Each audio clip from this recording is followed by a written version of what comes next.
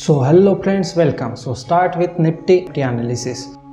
So in bank Nifty की जैसे stocks यहाँ से ऑलमोस्ट ये डाउन ट्रेंड में था और इस हफ्ते कुछ इंटरेस्टिंग डेवलपमेंट हुआ है। जैसे कि आप देख सकते हैं कि अप्रैल मंथ से लेके ऑलमोस्ट जून महीने तक ऑलमोस्ट ये एक ही रेंज में डाउन ट्रेंड में ही था। ठीक है, फिर इसके बाद ये स्टॉक निफ्टी ने अभी ये रेंज ब्रेकआउट किया, स्टेज 1 का क्लियर ब्रेकआउट है। तो ठीक है, तो ये हमारे लिए अच्छा साइन है, ओवरऑल स्टॉक मार्केट के लिए अच्छा साइन है।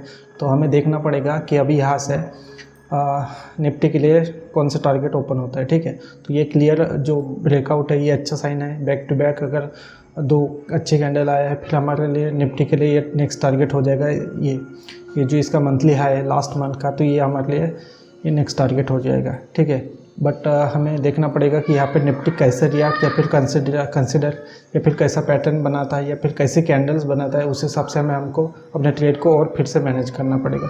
सो ये तो हुआ first target, but next target अगर हम बोल सकते हैं तो जैसे यहाँ से लेके यहाँ तक भी ये जो रेजिस्टेंस है, ये स्लोप, ये ट्रेंड लाइन जो आई है इसका भी तो हमें देखना पड़ेगा कि निफ्टी यहाँ से मतलब इस लेवल तक जाता है, यहाँ से हो सकता है। स्टॉक मार्केट में कुछ भी प्रोबेबिलिटीज़ हो सकती है, तो आपको निफ्टी के अकॉर्डिंग ये अपने पोजीशंस मैनेज करनी चाहिए। ठीक है, सो हमारे लिए अभी ये लेवल हो जाएगी और इसके बाद ये लेवल।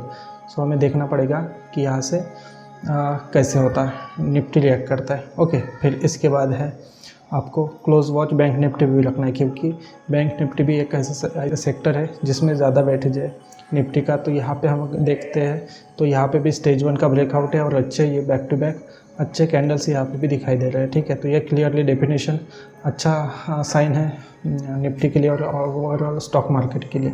और निफ्टी के लिए भी बैंक निफ्टी के लिए भी सेम, यहाँ से ये ऑलमोस्ट ये या फिर ये लेवल ये अच्छा यहाँ तक आने के पूरे चांसेस है। ठीक है, तो हमें देखना पड़ेगा कि यहाँ से कैसा बैंक निफ्टी रिएक्ट करता है। ओके, कैसी कैंडल्स आती है। अगर हम बैंक निफ्टी में जिसका ज़्यादा वेटेज है उनको भी एक बार देख लेते हैं, फिर उसके बाद हम देखेंगे आपको स्विंग ट्रेडिंग के लिए कौन से स्टॉक्स देखना चाहिए या फिर कौन से सेक्टर्स पे आपको ध्यान रखना चाहिए। तो हम बैंक निफ्टी को अगर देखते हैं तो ये क्लियर स्टेज 1 ब्रेकआउट है।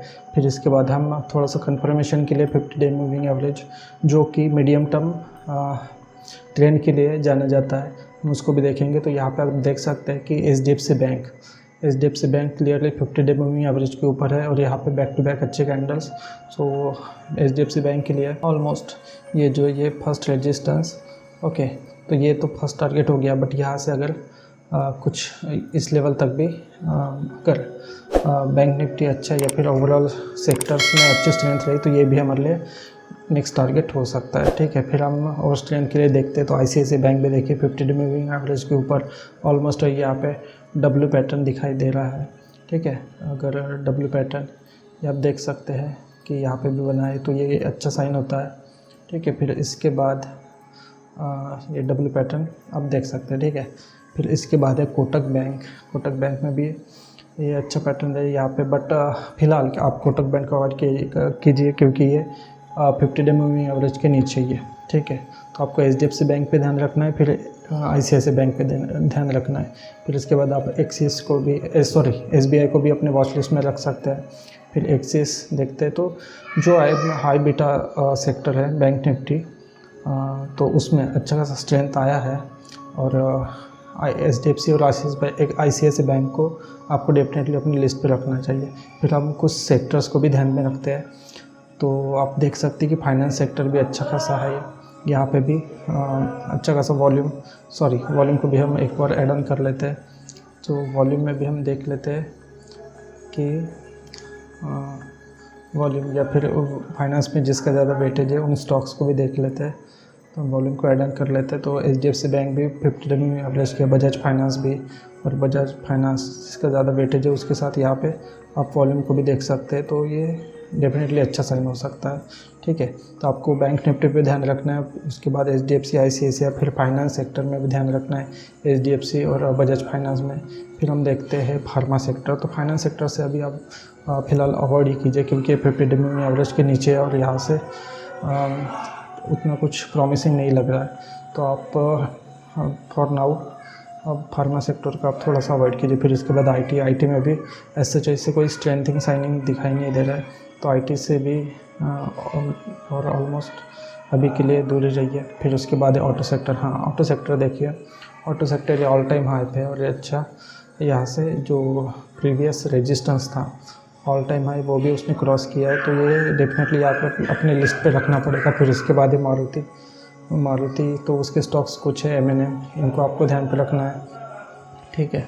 फिर इसके बाद है मारुति को आप देख सकते हैं, M&M को देख सकते हैं, टाटा मोटर्स ये यहाँ से अगर ये ब्रेकआउट होता है ये रेंज तो ये आपके लिए अच्छा साइन हो जाएगा, ठीक है। तो डेफिनेटली आप टाटा मोटर्स को भी अपने लिस्ट में रखिए। फिर बजाज ऑटो, तो overall auto sector bullish shape से स्ट्रांग दिखाई दे रहा है, बट इसको अगर स्ट्रांग और एक कैंडल एक कवर करती है तो फिर ये अच्छा साइन हो जाएगा, ठीक है। तो इनको आपको डेफिनेटली अपने ऑटो सेक्टर, बैंकिंग सेक्टर हो गया, फाइनेंस हो गया और उसके बाद है ऑटो।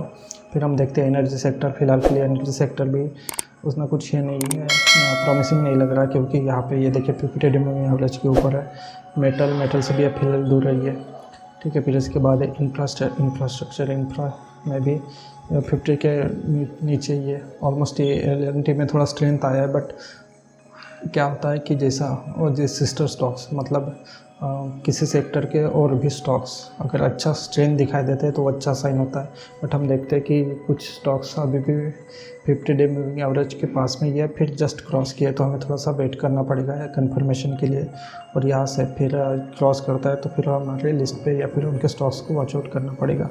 उसके बाद है रियलिटी, तो रियलिटी 50 डे मूविंग एवरेज के ऊपर है, तो डेफिनेटली आप इनको अपने लिस्ट में रखिए, ठीक है।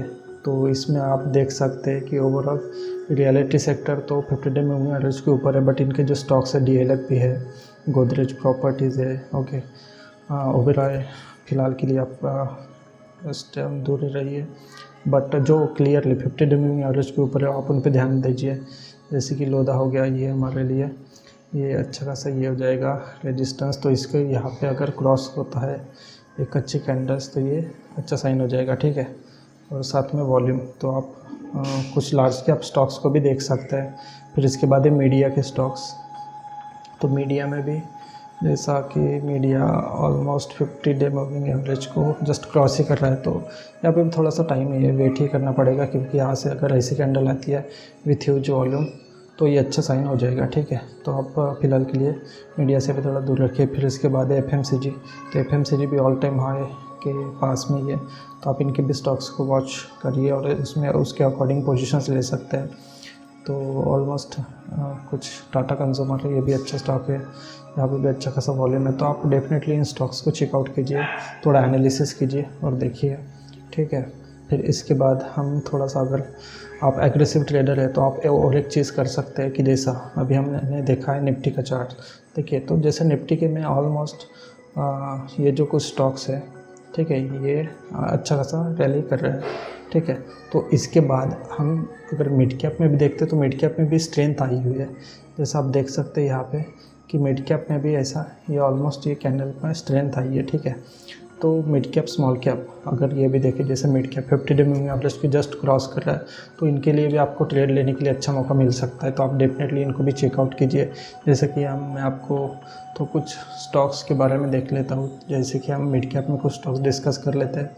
तो मिड कैप में आप देखते हैं कि जैसे जो भी क्लियरली 50 डे मूविंग एवरेज के ऊपर होंगे आप उन पे अपनी लिस्ट में ऐड ऑन कीजिए, और जैसे रिस्क रेशियो फेवरेबल होता है आप उसके अकॉर्डिंग अपना पोजीशन साइजिंग मैनेज कीजिए और ट्रेड लीजिए। जैसे कि ABB हो गया, ये क्लियरली देख सकते हैं और यहाँ पे एक अच्छा खासा वॉल्यूम भी है, तो ये डेफिनेटली एक अच्छा साइन है, ठीक है। आपको डेफिनेटली ये अपने वॉच लिस्ट में रखना चाहिए, ठीक है।